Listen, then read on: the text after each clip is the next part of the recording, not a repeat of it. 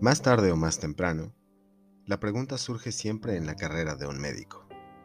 ¿Hasta qué punto puede un paciente soportar un shock traumático? Según las teorías, hay diferentes respuestas, pero básicamente la contestación esencial es otra pregunta. ¿Hasta qué punto el paciente quiere sobrevivir? 26 de enero. Hace 2 días que la tormenta me arrojó a esta playa. Me he estado paseando por la isla toda la mañana. ¿Qué isla? Mide 190 pasos de ancho por 267 pasos de punta a punta. Además, por lo que veo, no hay nada que comer. Me llamo Richard Pine y este es mi diario.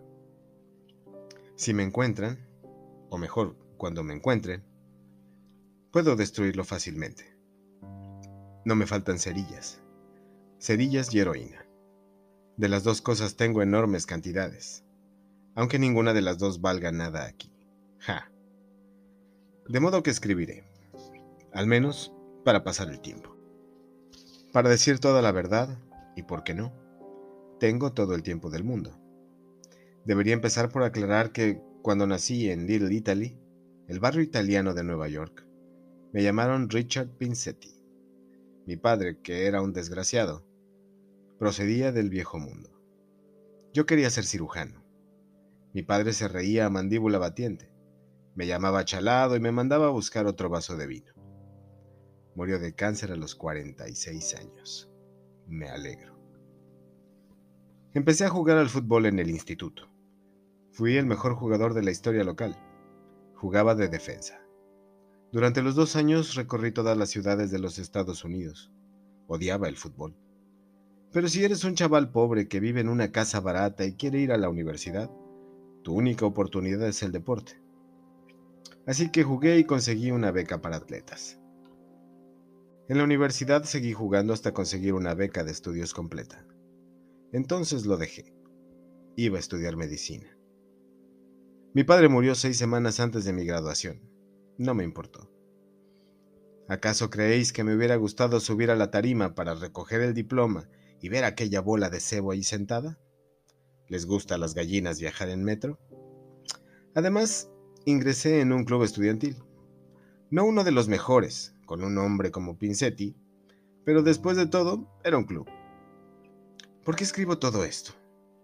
Es bastante divertido. No, me rectifico. Es extraordinariamente divertido. El gran Dr. Pine, sentado en una roca, en pantalones de pijama y camiseta, en medio de una isla que se puede cruzar con un salivazo, escribiendo la historia de su vida. Tengo hambre. No importa. Escribiré la maldita historia de mi vida si me da la gana. Al menos así no pensaré en mi estómago. Eso espero. Cambié mi apellido por el de Pine antes de empezar los estudios de medicina. Mi madre me dijo que le había partido el corazón. ¿De qué corazón estaría hablando? Al día siguiente al del entierro del viejo, le estaba guiñando el ojo al judío de la tienda de la esquina. Para tratarse de alguien que adoraba su nombre de aquella manera, corría como el diablo para cambiarlo por el de Steinbrenner. Todo lo que yo anhelaba en la vida era ser cirujano. Desde los días del colegio. Ya entonces me vendaba las manos antes de empezar un partido y me las lavaba después con agua y jabón. Si quieres ser cirujano, tienes que tener cuidado con las manos. Algunos de mis compañeros me tomaban el pelo y me llamaban mariquita. Nunca llegué a enfrentarme con ninguno de ellos. Ya es bastante peligroso jugar al fútbol. El que realmente llegó a ponerme los nervios de punta fue Howie Plotsky, un estúpido gigantón con la cara llena de cicatrices. Por aquel entonces, yo repartía periódicos y aprovechaba para vender un poco de lotería, lo cual me permitía conocer gente, establecer contactos. No te queda más remedio si quieres sobrevivir. Cualquier imbécil sabe cómo caerse muerto, pero lo realmente difícil es sobrevivir. ¿Comprenden? Pues eso fue lo que me decidió a pagar a Ricky Brazzi, que era el tío más grande del instituto, para que le partiera la boca a Howie Plotsky. Sí, eso es lo que he dicho, partirle la boca. Le prometí $1 por cada diente que me trajera. Rico vino con 3 dientes envueltos en papel de periódico. Se dislocó un par de nudillos en el trabajito. Podéis imaginar en qué lío me hubiese metido. En la Facultad de Medicina, mientras los otros memos se mataban tratando de ganar un centavo para llenar el puchero con un poco de carne, no con sobras de quirófano, trabajando como camareros, vendiendo corbatas o limpiando suelos, yo me saqué de la manga un sistema de apuestas. Y con unos cuantos trucos que conocía, me ganaba algún dinerillo en las apuestas de caballos, de billar o de lo que fuera. Además, tenía excelentes relaciones con el vecindario y cursé mis estudios sin ningún problema. No me metí en la cuestión de las drogas hasta que empecé mi residencia en un hospital, uno de los más grandes de Nueva York. Al principio, solo fueron recetas en blanco. Vendí un cuadernillo de 100 a un chico del barrio, y él falsificó las firmas de 40 o 50 médicos, por cuyos nombres yo también les cobraba. El muchacho, a su vez, las ofrecía en la calle por $10 o $20 cada una, lo que hacía las delicias de los fanáticos drogotas que iban cada vez más acelerados, y los partidarios de los sedantes que se pasaban el día dando tumbos por las esquinas. Al poco tiempo de trabajar en el hospital, me di cuenta del desbarajuste que había en la farmacia del mismo. Nadie tenía la menor idea de lo que entraba ni de lo que salía. Había gente que sacaba de ahí píldoras a puñados, cosa que yo me guardé muy bien de hacer. Siempre he tomado todo tipo de precauciones y nunca he tenido problemas hasta que me descuidé. Y la suerte me volvió la espalda. Pero sé que caeré de pie. Siempre ha sido así. Me duele la muñeca y el lápiz se ha quedado sin punta. No puedo seguir escribiendo. No sé por qué me preocupo tanto. Es probable que me encuentren pronto.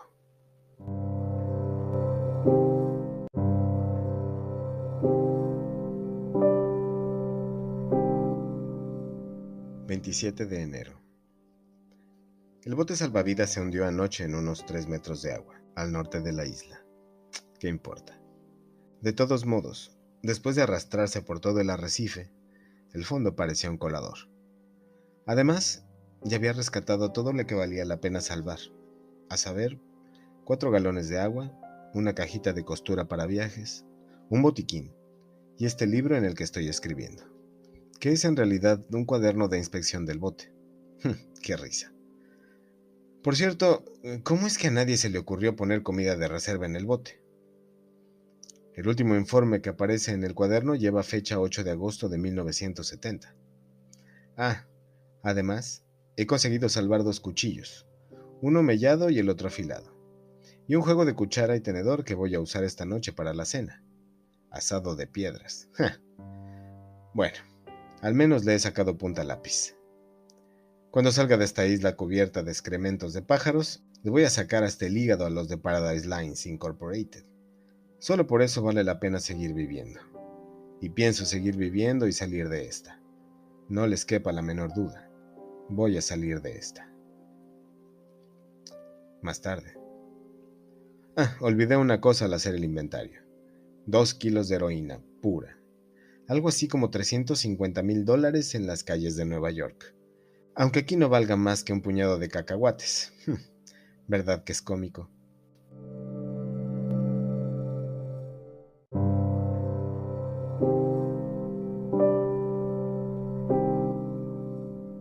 ...28 de enero... Bueno, he comido. Si es que a eso se le puede llamar comer. Una gaviota vino a posarse en una de las rocas del centro de la isla. Un montículo también cubierto de excrementos de pájaros. Agarré una piedra que tenía a mano y me acerqué a ella todo lo posible. No se movía, observándome con sus ojos negros y brillantes. Me sorprendió que no le asustara el ruido de mis tripas. Arrojé la piedra con todas mis fuerzas y le di de lleno. La gaviota lanzó un graznido y trató de volar, pero le había roto el ala derecha. Trepé en su busca, pero se alejó a saltos. La sangre manchaba sus plumas. Me dio bastante trabajo. Metí el pie en un agujero entre 2 rocas y estuve a punto de partirme el tobillo. Finalmente, cuando empezaba a cansarme, logré darle alcance al otro lado de la isla. La gaviota se había metido en el agua y se alejaba. La atrapé por la cola, pero se volvió y me dio un picotazo. Le agarré una de las patas y con la otra mano le torcí el cuello. El sonido de las vértebras al romperse me llenó de satisfacción. La cena está servida, caballeros. ¿Os acordáis? Me la traje al campamento, pero antes de desplumarla y cortarla a trozos, me limpié la herida con yodo. Los pájaros llevan toda clase de gérmenes y solo me faltaría una infección. La operación de la gaviota fue de perlas, pero qué pena. No había manera de cocinarla. No hay vegetación en la isla, ni maderas a la deriva, y por si fuera poco, el bote se ha hundido. Así que me la comí cruda. El estómago quiso devolverla inmediatamente. Aunque yo estaba de acuerdo con él, no se lo podía permitir. Así que empecé a contar hasta 100 al revés hasta que pasaron las náuseas. Es un sistema que funciona casi siempre. ¿Os dais cuenta del bicharraco que casi me rompe el tobillo y después me da un picotazo en la mano? Si cazo otra gaviota mañana, la torturaré. A esta la he dejado escapar sin castigo. Mientras escribo, veo su cabeza cortada en la arena, sus ojillos negros, aún velados por la muerte. Parecen mirarme. ¿Tienen cerebro las gaviotas? ¿Son comestibles?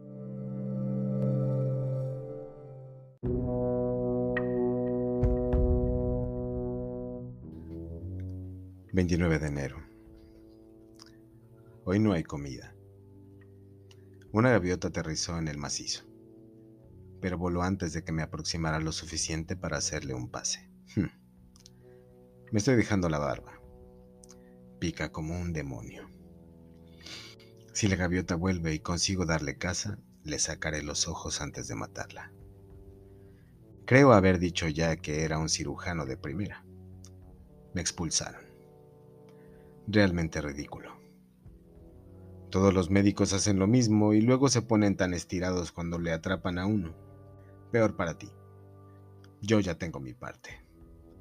El segundo juramento de Hipócrates y de Hipócritas. Había acumulado ya bastante de mis correrías como interno y como residente. Se supone que, de acuerdo con el juramento de Hipócrates, eres un funcionario y un caballero, pero nadie cree tal cosa. Tenía lo necesario para abrir mi consulta privada en Park Avenue. Lo necesitaba. No tenía un papá rico ni un protector con influencias, como muchos de mis colegas. Cuando me instalé, mi padre llevaba 9 años criando malvas. Mi madre murió un año antes de que me revocaran la licencia. Pasó lo siguiente. Yo tenía un trato con media docena de farmacéuticos del East Side, además de un par de laboratorios y al menos otros 20 médicos. Los pacientes iban y venían de uno a otro. Yo operaba y después prescribía los medicamentos postoperatorios adecuados.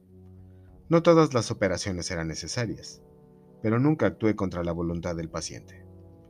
Y jamás sucedió que un paciente le echara un vistazo a la receta y me dijera que no quería aquello. Escuchadme. Hay gente a la que se le hizo una histerectomía en 1965 o una tiroides parcial en 1970 y que seguirían engullendo pastillas si el médico se los permitiera. Y era lo que hacían algunas veces. Además, yo no era el único. Si podían pagarse el vicio, ¿por qué no? Cuando no era un paciente que padecía de insomnio después de alguna operación, era alguien que quería adelgazar o quería Librium. Todo tenía arreglo.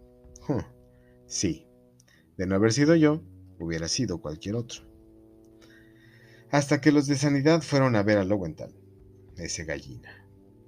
Le asustaron diciéndole que le iban a echar 5 años y el tipo cantó media docena de nombres, uno de los cuales era el mío. A mí me estuvieron observando durante bastante tiempo y en realidad cuando me echaron el guante 5 años eran pocos para mí. Por ejemplo, no había dejado del todo lo de las recetas en blanco, algo muy divertido pero que no necesitaba en absoluto. Lo seguía haciendo por costumbre. Además, a nadie le amarga un dulce. El caso es que yo conocía a mucha gente. Probé con algunos. Y arrojé un par de individuos a los leones. Nadie que me gustara, sin embargo. Todos auténticos cerdos. Dios, tengo hambre.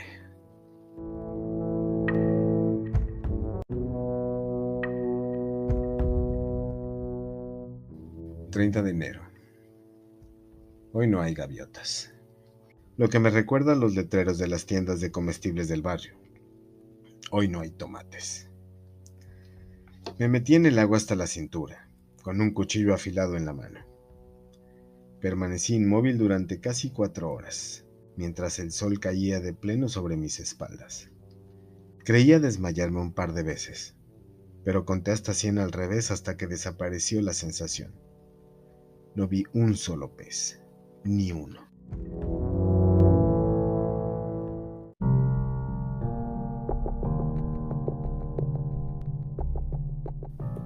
–31 de enero. Hoy he matado otra gaviota tal como lo hice con la primera. Tenía demasiada hambre para torturarla como me había prometido a mí mismo. Así que la abrí y me la comí. Vacié las tripas y me las comí también. Es extraño ver cómo se recobra la vitalidad. Empezaba a preocuparme. Tendido a la sombra del montículo central creí oír voces. Mi padre, mi madre, mi esposa, de la que me divorcié. Y lo peor de todo, la voz del chino que me vendió la heroína en Saigón. Ceseaba, probablemente a causa de un paladar hendido. Vamos, me decía la voz desde lo alto. Vamos, inhala un poco. Te olvidarás del hambre. Es tan buena. Pero nunca tomé drogas, ni siquiera para dormir. Lowenthal se suicidó, el muy gallina. ¿No os lo había dicho? Se colgó en el que había sido su consultorio. Desde mi punto de vista, le hizo un favor al mundo. Yo quería recuperar mi título.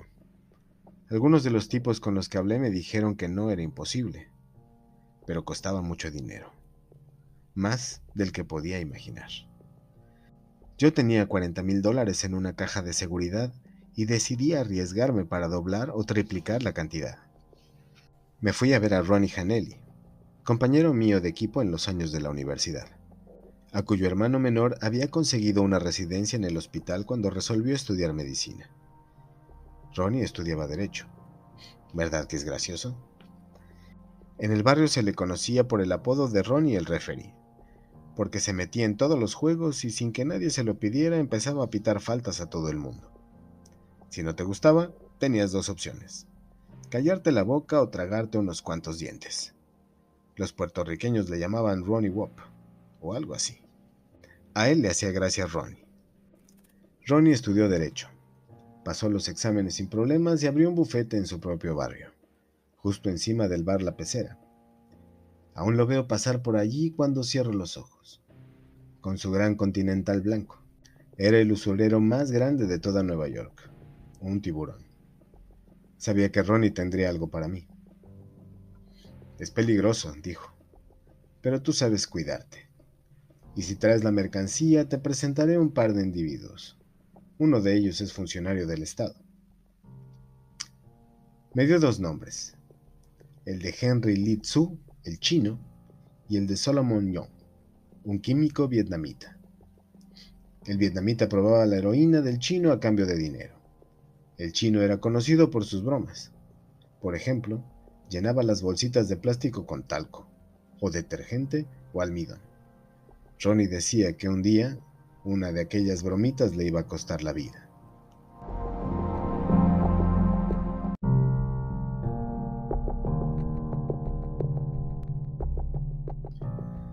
–1 de febrero.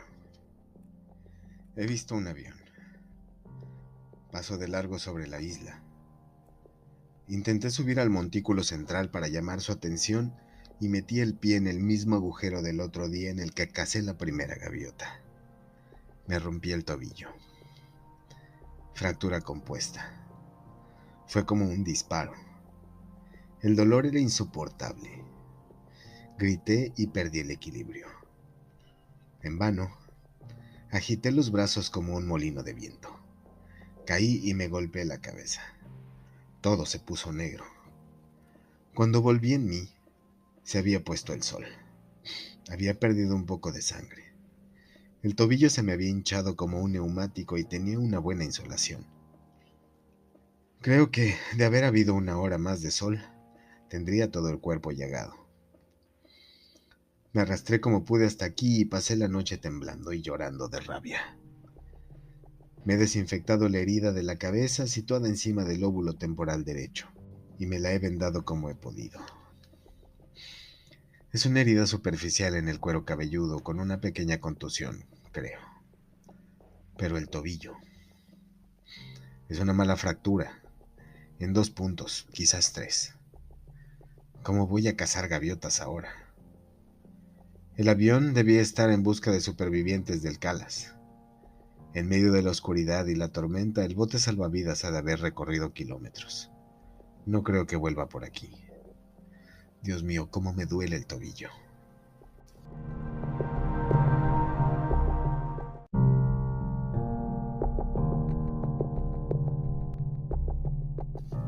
...2 de febrero... He puesto una señal en la playa de Guijarros del lado sur de la isla, donde se hundió el bote. Me llevó todo el día, con algún descanso en la sombra. Aún así me desmayé 2 veces. Calculo haber perdido unos 8 kilos, en su mayor parte por deshidratación. Desde aquí veo las 4 letras que tardé el día entero en componer. Rocas oscuras sobre la arena blanca. Dicen ayuda, con letras de 1,5 metros. El próximo avión no va a pasar de largo. El pie palpita constantemente. Todavía está hinchado y se ha puesto sospechosamente blanco alrededor de la fractura, cada vez más blanco. Si me lo vendo con la camisa, apretando mucho, el dolor cede. Pero aún así duele tanto que, más que dormirme, me desmayo. Empiezo a pensar que tal vez haya que amputar.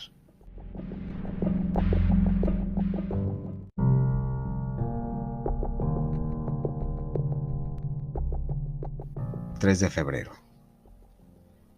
La hinchazón y la pérdida de color son todavía mayores. Esperaré hasta mañana. Si la operación es imprescindible, creo que podré llevarla a cabo. Tengo cerillas para esterilizar el cuchillo y aguja e hilo de la cajita de costura. Como vendaje, la camisa. Tengo además 2 kilos de analgésicos, aunque no precisamente del que prescribiría a mis pacientes, pero lo hubiera empleado, de haber dispuesto de él. Pueden apostarlo. Esas señoras de pelo azul serían capaces de inhalar un ambientador de pino si les hiciera efecto. Créanlo.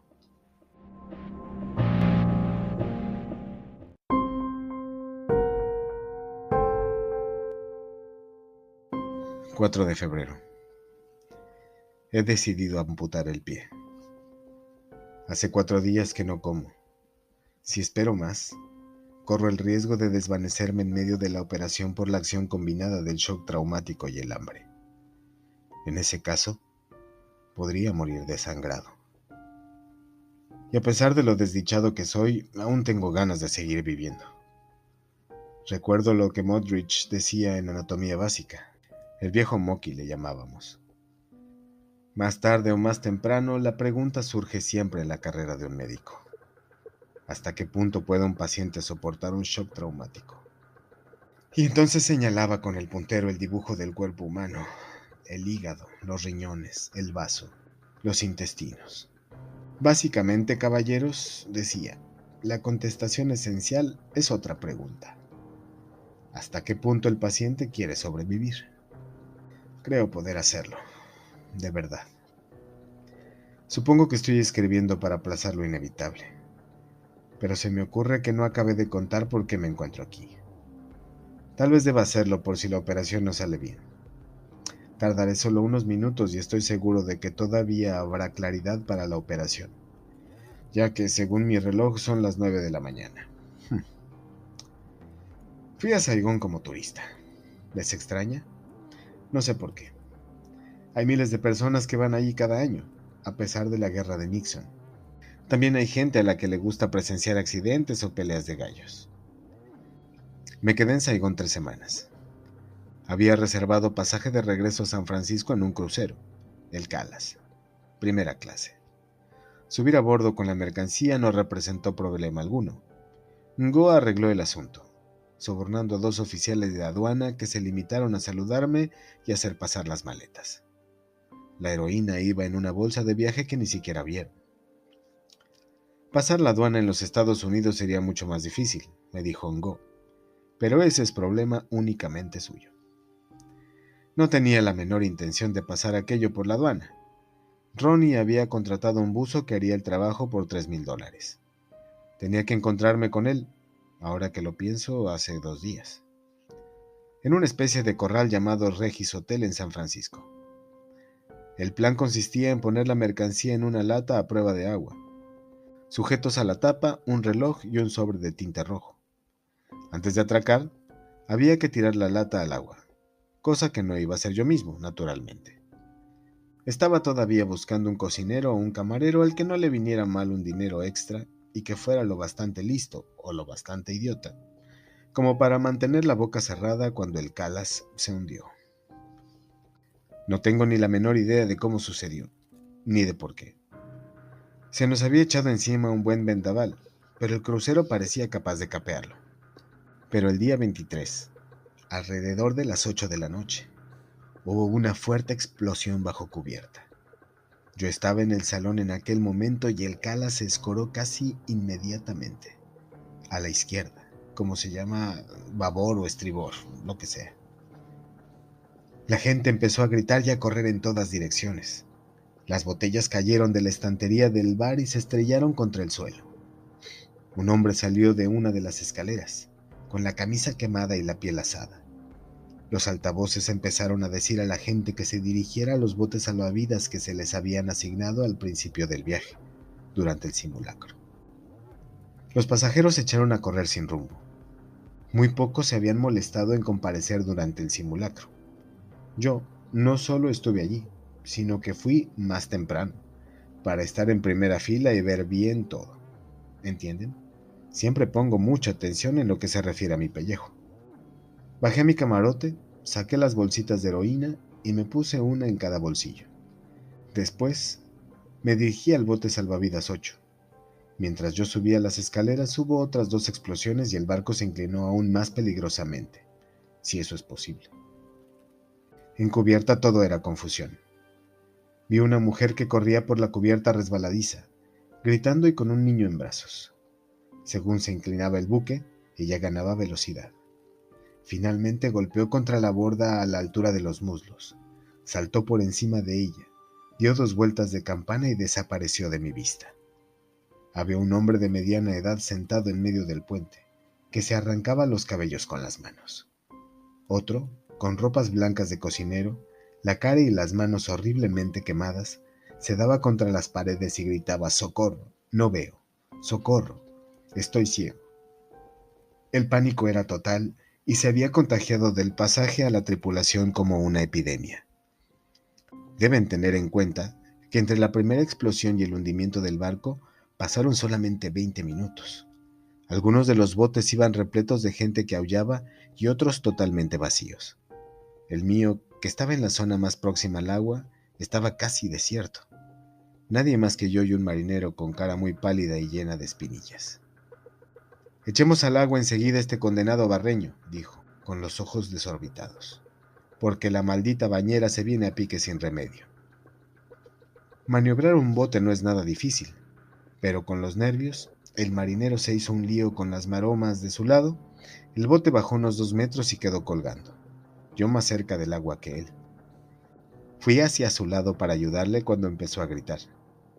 Había logrado deshacer el nudo, pero al mismo tiempo se había pillado la mano. La soga se deslizó sobre la palma, dejándosela en carne viva. Finalmente, salió despedido de la embarcación. Acabé de deshacer el lío y libré el bote, que bajó al agua. Empecé a remar como un condenado. Remar era algo que siempre había hecho por placer en las casas de veraneo de mis amigos, pero ahora, por primera vez, lo hacía para salvar mi vida. Si no me alejaba del Calas antes de que se hundiera, me arrastraría con él. 5 minutos más tarde se hundió. No escapé del todo de la succión, Tuve que remar desesperadamente solo para permanecer en el mismo lugar. Se hundió muy deprisa. Todavía había gente aferrada a la borda, gritando. Parecía una banda de monos. La borrasca empeoró. Perdí un remo. Pasé la noche en una especie de pesadilla, achicando el agua del bote primero y maniobrando con el único remo que me quedaba después, para mantener la proa contra el oleaje. Antes del amanecer del 24, las olas empezaron a empujarme por la popa. El bote adquirió una cierta velocidad, lo cual es aterrador, pero al mismo tiempo constituye un alivio. De pronto, los tablones fueron arrancados de debajo de mis pies, pero el bote no se hundió. Había encallado en este montón de piedras olvidado del mundo. Ni siquiera sé dónde estoy. No tengo la menor idea. La navegación no es mi punto fuerte. Pero sí sé qué tengo que hacer. Estas pueden ser mis últimas notas, pero algo me dice que saldré bien. ¿Acaso no he conseguido siempre lo que me he propuesto? Además, hoy se hacen maravillas con las prótesis, y podré moverme con un solo pie con toda comodidad. Ha llegado el momento de ver si soy tan extraordinario como creo. Buena suerte.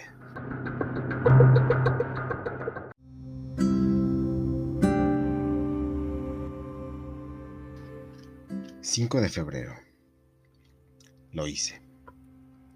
El dolor era lo que menos me preocupaba, porque puedo soportarlo. Pero temía que la debilidad, el hambre y el dolor combinados me hicieran perder el conocimiento antes de acabar. Pero la heroína resolvió el problema maravillosamente. Abrí una de las bolsitas y aspiré 2 generosas dosis sobre una roca plana. Primero la ventanilla derecha, luego la izquierda. Si alguna vez han empleado un calmante con una fuerte base de morfina, sabrán de qué hablo. Hace algo más que mitigar el dolor. Induce un estado mental, una cierta serenidad. Entiendo por qué la gente se queda colgada, aunque esa sea una palabra horrorosamente fuerte y que usa en general la gente que nunca lo ha probado. A media operación, el dolor empezó a ser algo más personal. Oleadas de desfallecimiento me acometían. Miré con ansia la bolsita de heroína, pero me obligué a apartar la vista.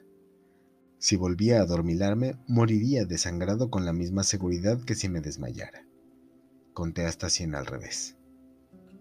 La pérdida de sangre era el factor más crítico. Como cirujano, era vitalmente consciente de ello. No debía perder una gota más que lo imprescindible. Si un paciente sufre una hemorragia durante una operación en un hospital, se le puede suministrar sangre. Yo carecía de esos medios. Todo lo que se había perdido, la arena debajo de mi pie, estaba ya negra. Estaba perdido hasta que mi propia fábrica lo repusiera. No tenía hemostáticos, ni hilo de sutura, ni grapas. Empecé la operación exactamente a las 12:45. Acabé a la 1:50.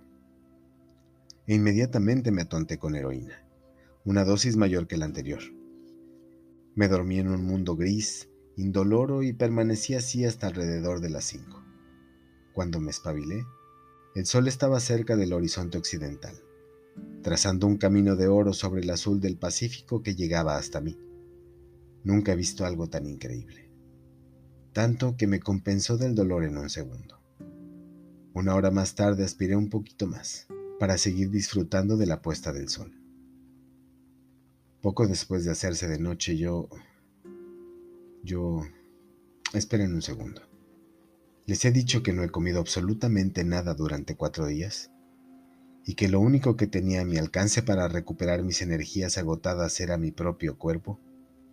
Después de todo, ¿no se ha dicho una y otra vez que la supervivencia es una cuestión mental, de una mente superior?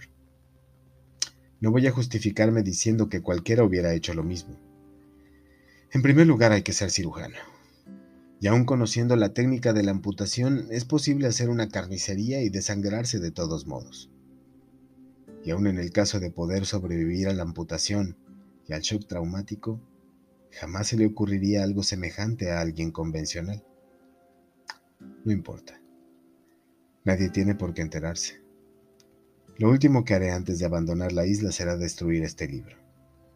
Tuve mucho cuidado. Lo lavé muy bien antes de comérmelo.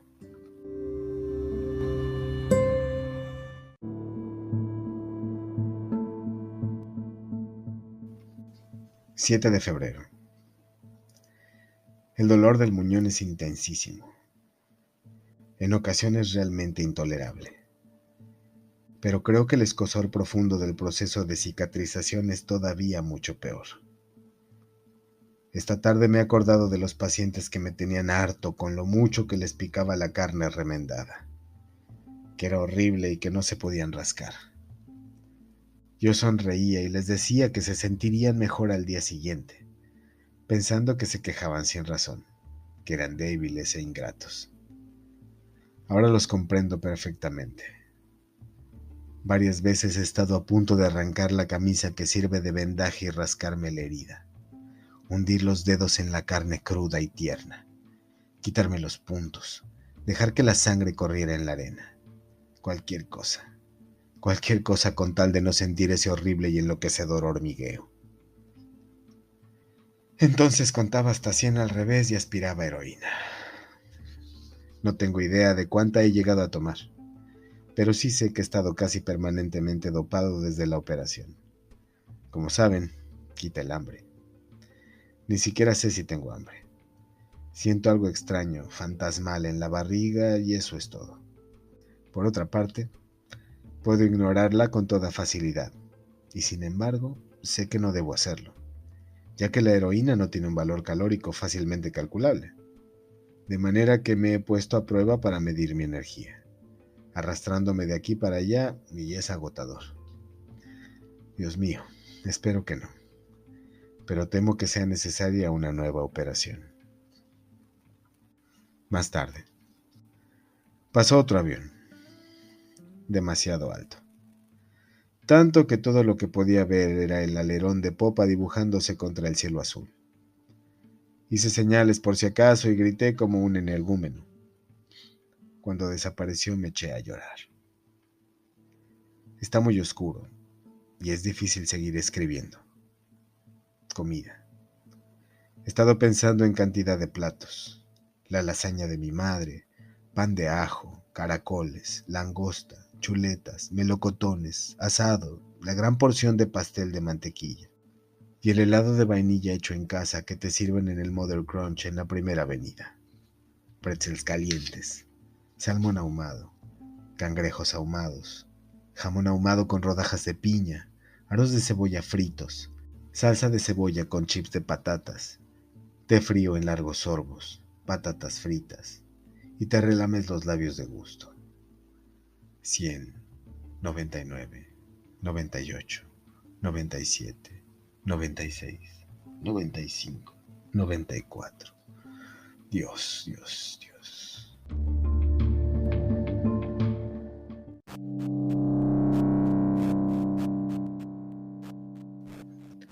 ...8 de febrero... Esta mañana ha aterrizado otra gaviota en el montículo. Grande, gorda, mientras yo reposaba a la sombra de mi roca, la que considero mi campamento particular, con el muñón apuntando al cielo. En cuanto el pájaro se posó, empecé a salivar igual que los perros de Pavlov. Se me caía la baba como a un bebé, como a un bebé.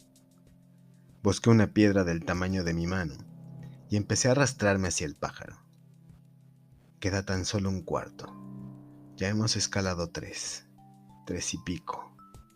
Pincé tipas hacia atrás. Pine. No tenía demasiadas esperanzas. Estaba seguro de que saldría volando, pero había que intentarlo. Si atrapara un ave tan gorda y tan insolente como esa, tal vez pudiese posponer la segunda operación indefinidamente. Continué, aunque de vez en cuando me golpeaba el muñón con el canto afilado de una roca y veía las estrellas con todo el cuerpo, obligándome a reposar hasta que el dolor se calmara. La gaviota no escapó.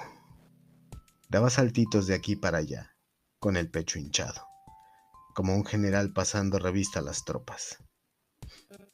De vez en cuando me miraba con sus ojos pequeños, negros y malignos, y no me quedaba más remedio que quedarme inmóvil como una piedra y contar hasta 100 a la espera de que volviera a moverse. Cada vez que agitaba las alas, el hielo me invadía el estómago. No dejaba de salivar. Se me caía la baba como a un niño. No sé cuánto tiempo estuve al acecho. ¿1 hora? ¿2? Cuanto más me acercaba, más fuerte me latía el corazón y más apetecible parecía la gaviota. Daba la impresión de estar burlándose de mí, y empecé a temer que antes de que la tuviera a mi alcance, echara a volar. Me temblaban las piernas y los brazos. Tenía la boca seca. El muñón, por su parte, me daba unas punzadas asesinas. Ahora pienso que debo haber sentido también dolores de abstinencia. ¿Tan pronto? No he tomado heroína más que 1 semana. No importa, la necesito. Y hay mucha, muchísima. En cuanto llegue a Estados Unidos me someteré a una cura de desintoxicación en la mejor clínica de California. Pero ahora no se trata de eso, ¿verdad? Cuando la tuve al alcance, no quise arrojar la piedra. Estaba irracionalmente seguro de que erraría, probablemente por unos pocos centímetros. Tenía que acercarme más. Así que seguí arrastrándome, con la cabeza alta, el sudor cayendo a chorros por mi cuerpo maltrecho de espantapájaros. Por cierto, creo que se me están pudriendo los dientes. ¿Lo había dicho ya? Si fuera supersticioso, diría que es porque comí... Pero no debe ser esa la razón, ¿verdad? Me detuve otra vez.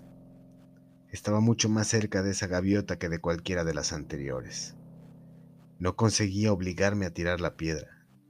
La agarré con toda mi alma hasta que me dolieron los dedos, pero ni siquiera así pude hacerlo, porque sabía perfectamente lo que significaba no dar en el blanco. No me importa emplear toda la mercancía. Les voy a poner un pleito que se van a acordar toda la vida. Viviré como un rey durante el resto de mi vida. Mi larga, larga vida. Estoy convencido de que hubiera escalado hasta poder tomarla con la mano si finalmente no hubiera levantado el vuelo. La hubiera estrangulado. Pero extendió las alas y echó a volar. La insulté. Me hinqué de rodillas y lancé la piedra con las pocas fuerzas que me quedaban, y le di. El pájaro soltó un graznido y cayó al otro lado del montículo. Entre risas y temblores, sin preocuparme por los golpes en el muñón ni por si se me abría la herida, llegué a la cima y empecé a descender por la otra vertiente. Perdí el equilibrio y me di en el suelo con la cabeza. En aquel momento ni siquiera lo advertí, aunque tengo un magnífico chichón como recuerdo. Solo podía pensar en la gaviota y en cómo le había dado. Suerte fantástica. Aún volando, le había dado. La gaviota se arrastró hasta la playa, el ala rota, el cuerpo ensangrentado. Me arrastré tras ella todo lo rápido que me era posible, pero ella era más veloz. Una carrera de lisiados, ¿eh? Podría haberla capturado. Ya estaba muy cerca. De no haber sido por mis manos. Tengo que cuidar a mis manos. Puedo volver a necesitarlas. A pesar del cuidado, tenía las palmas llenas de tajos cuando por fin llegamos a la playa. Por si fuera poco, golpeé mi reloj contra una roca y salió hecho añicos. La gaviota entró en el mar cojeando, graznando como una endemoniada.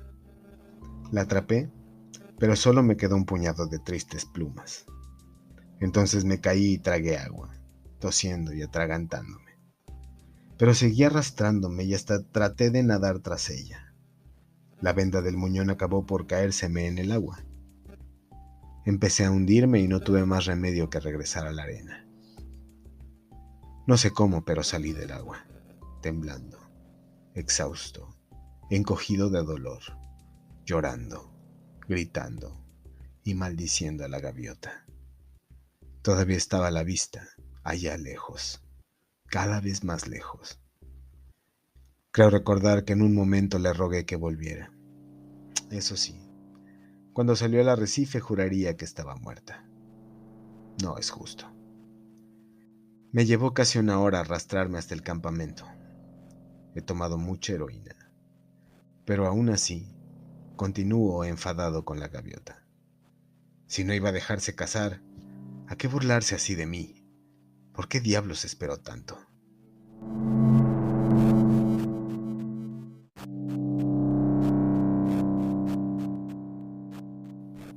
9 de febrero. Me he amputado el pie izquierdo y lo he vendado con mis pantalones. Extraño. Durante toda la operación se me cayó la baba. Se me cayó la baba. Como cuando descubrí la gaviota. Se me caía la baba sin parar. Pero me obligué a esperar hasta la noche. Conté hasta 100 al revés, 20 o 30 veces. Entonces, tenía que repetirme. Roast beef frío, roast beef frío, roast beef frío.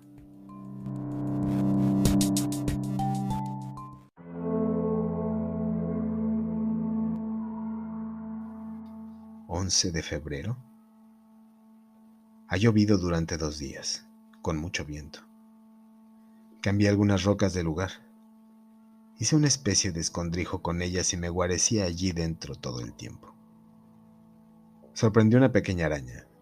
La tomé con los dedos antes de que se me escapara y me la metí en la boca. Muy buena, muy gustosa. Empecé a temer que las rocas que tenía encima de la cabeza se vinieran abajo y me sepultaran. No importaba. Me pasé toda la tormenta muy dopado. Tal vez haya llovido 3 días y no 2, o solo uno. Aunque creo recordar que oscureció en 2 ocasiones. Me encanta dormir. No siento ni el dolor ni el picor. Sé que voy a sobrevivir. No puede ser que tenga uno que pasar por todo esto para nada. Había un cura en la Sagrada Familia cuando yo era niño. Un enano que adoraba hablar del infierno y del pecado mortal. Les tenía verdadero cariño. No hay retorno del pecado mortal. Ese era su punto de vista. Me pasé la noche soñando con él, el padre Haley, con su sotana y su nariz de whisky, sacudiéndose el dedo y diciendo: ¡qué vergüenza, Richard Pinsetti! Un pecado mortal. Condenado al infierno. Condenado al infierno. Me reí de él. Si esto no es el infierno, ¿qué es? El único pecado mortal es darse por vencido. La mitad del tiempo la paso delirando. El resto me pican los muñones. La humedad hace que me duelan todavía más. Pero no voy a ceder. No me voy a dar por vencido. No pasaré por todo esto para nada.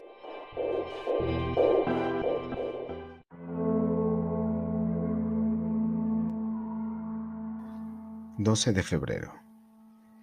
Hace un día magnífico y el sol brilla otra vez en todo su esplendor. Espero que se esté helando en Nueva York. Es un buen día, en la medida de lo posible. La fiebre parece haber bajado. Estaba débil y temblaba cuando salí de mi madriguera. Pero después de 2 o 3 horas de sol, vuelvo a sentirme casi humano otra vez. Me arrastré hasta el sur de la isla y encontré varios trozos de madera arrojados por la tormenta, además de varios tablones de mi propio bote. Había kelpo y algas en uno de los tablones, y me lo comí todo. Me dieron ganas de vomitar. Es como comerse la cortina de plástico del baño. Pero me siento mucho más fuerte esta tarde. Llevé la madera a la arena para que se secara. Todavía me queda una caja completa de cerillas a prueba de humedad, y podría ser una fantástica señal de humo si pasa alguien pronto. Si no, me servirá para cocinar. Voy a aspirar heroína.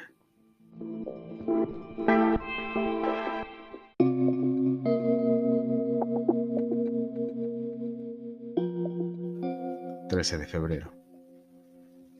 He encontrado un cangrejo, que maté y cocí en una pequeña hoguera. Esta noche casi vuelvo a creer en Dios.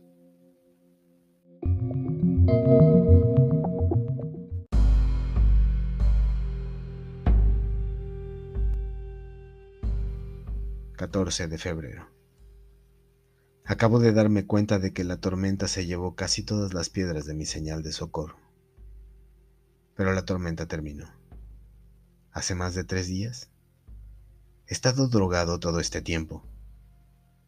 Tengo que tener más cuidado y bajar la dosis.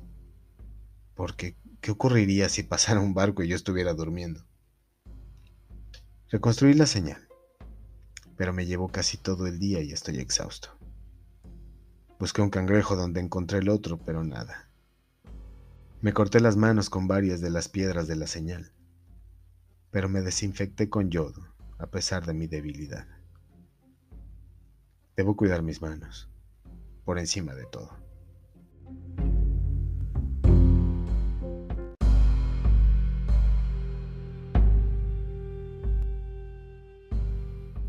15 de febrero. Hoy se posó otra gaviota en el montículo. Levantó el vuelo antes de que yo me acercara.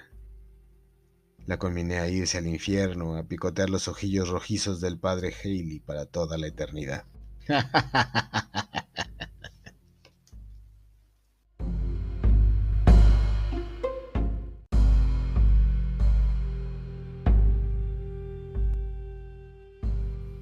17 de febrero. Me he cortado la pierna derecha a la altura de la rodilla, pero he perdido mucha sangre. El dolor era inenarrable, a pesar de la heroína. Solo el shock hubiera matado a un hombre menos hombre que yo. Déjame contestar con una pregunta.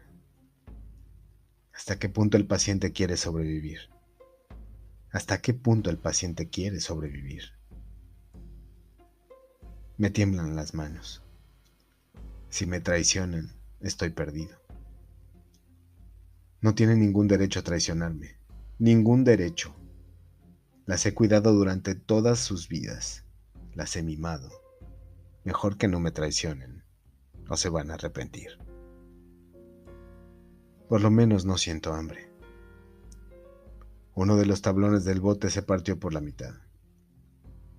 Una de las partes tenía una punta bastante afilada que fue la que usé. Se me caía la baba, pero me hice esperar pensando en aquellas barbacoas.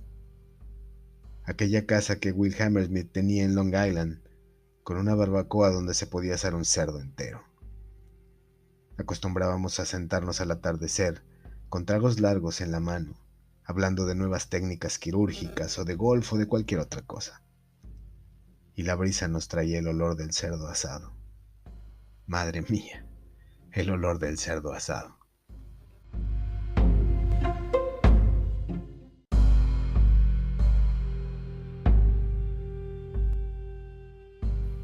Febrero. Me he cortado la otra pierna a la altura de la rodilla. He estado dando cabezadas todo el santo día. Doctor, ¿la operación era necesaria? Me tiemblan las manos como las de un viejo. Las odio. Tengo sangre debajo de las uñas, costras. ¿Recuerdas el modelo de la facultad con la barriga de vidrio? Pues me siento igual, pero no quiero mirar. De ninguna de las maneras. Recuerdo que Dom decía eso. Se paraba a charlar contigo en la calle con la chaqueta de Highway Outlaws Club. Tú le decías, hombre, ¿cómo hiciste para conseguirla? Y Dom respondía de ninguna de las maneras. Viejo Dom. Caramba, ojalá me hubiera quedado en el barrio. Esto tiene tan mala pinta, como decía Tom. Pero me han dicho, ¿sabes? Que con la terapia adecuada y unas prótesis, volvería a estar como nuevo. Podría volver a la isla y decirle a la gente, aquí es donde ocurrió.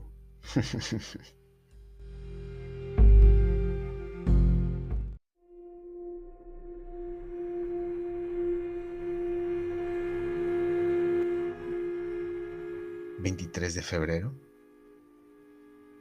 Encontré un pez muerto, podrido y apestoso. Es igual, me lo comí. Me doblaban el cuerpo las arcadas, pero no me lo permití. Sobreviviré. Estoy también con heroína. Las puestas de sol.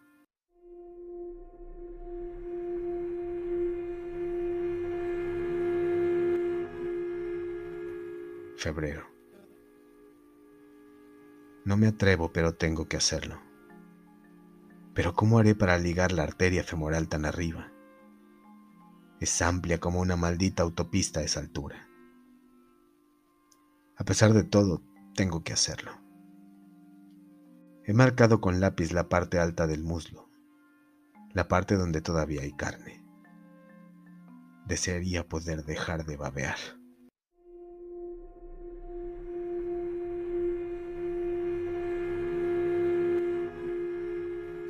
Fe, te mereces un descanso hoy, también. Así que, levántate y vete a McDonald's. 2 hamburguesas, salsa especial, lechuga, pepinillos, cebolla, en un panecillo. Ah, ah, ah, ah.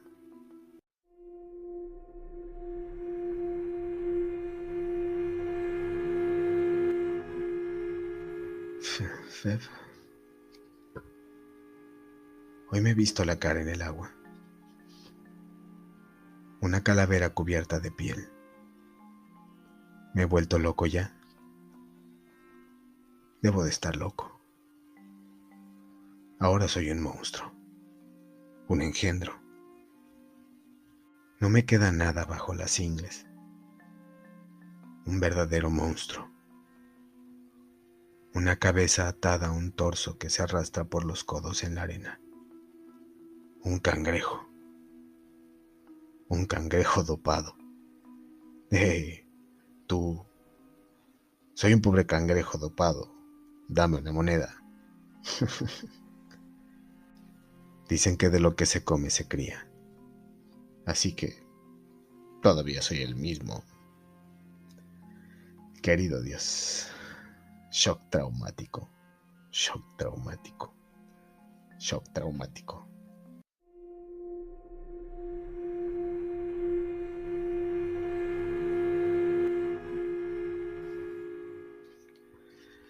¿40? Fe.